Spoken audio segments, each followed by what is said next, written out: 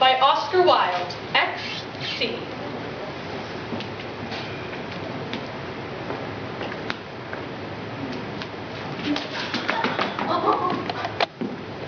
Men persecute us dreadfully, don't they? Yes, it is such a strain keeping men up to the mark.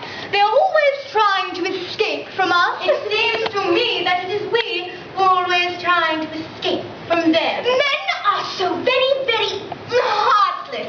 They know their power and use it. What stuff and nonsense all this about men is. The thing to do is to keep men in their proper place. But what is their proper place, Lady Caroline? Looking after their wives, Mrs. Allenby. Really? And if they're not married? If they're not married, they should be looking for a wife. There should be a law passed to compel all bachelors to marry within 12 months. But if they are in love with someone who perhaps is tied to another, in that case, they should be married off in a week to some plain, respectable girl in order to teach them not to meddle with other people's property. I don't think that we should ever be spoken of as other people's property. All men are married women's property. That is the only true definition of what married women's property really is. But we don't belong to anyone. Oh, I'm so very, very glad to hear you say so. I've noticed a very, very sad expression in the eyes of so many married men. Oh, all that I've noticed is that they are horribly tedious when they are good husbands and abominably conceited when they are not. Well, I'm bound to state that my poor dear husband was the most delightful of creatures and as good as gold.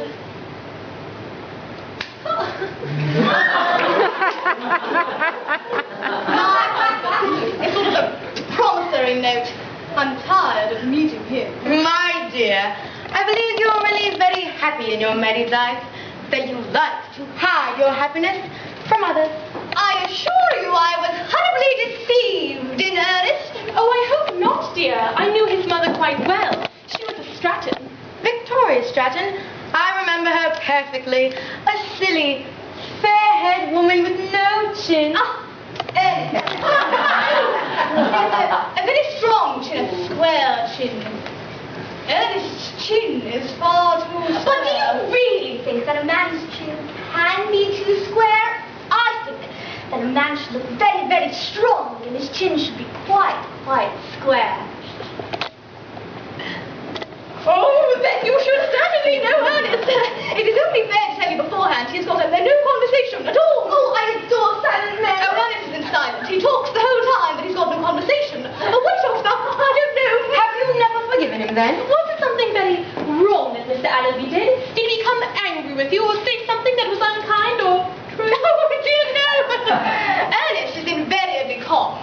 And that is one of the reasons he always gets on my nerves. There is something positively brutal about the good temper of most modern men. Yes, men's good temper shows they're not so sensitive as we are, not so finely strung. But I would so much like to know what was the wrong thing Mr. Allenby did.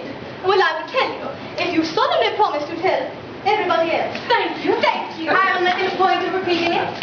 When Ernest and I were engaged, he swore to me positively on his knees that he had never loved anyone before in the whole course of his life. I found out that what he had told me was perfectly true. I mean, that sort of thing makes a man absolutely uninteresting. My dear, men always want to be a woman's first love. That is their clumsy vanity. We women have a more subtle instinct about things. What we like is to be a man's last romance. Oh, I see what you mean. It is very, very beautiful. my dear, do you mean to tell me you won't forgive your husband because he never loved anyone else? Did you ever hear of such a thing? I'm quite surprised. Women have become so highly educated that nothing should surprise us nowadays. Except happy marriages. They are getting remarkably rare. Oh, they're quite out of date. Except amongst the middle classes. How like the middle class. Oh, yes. It is what? Very, very like them.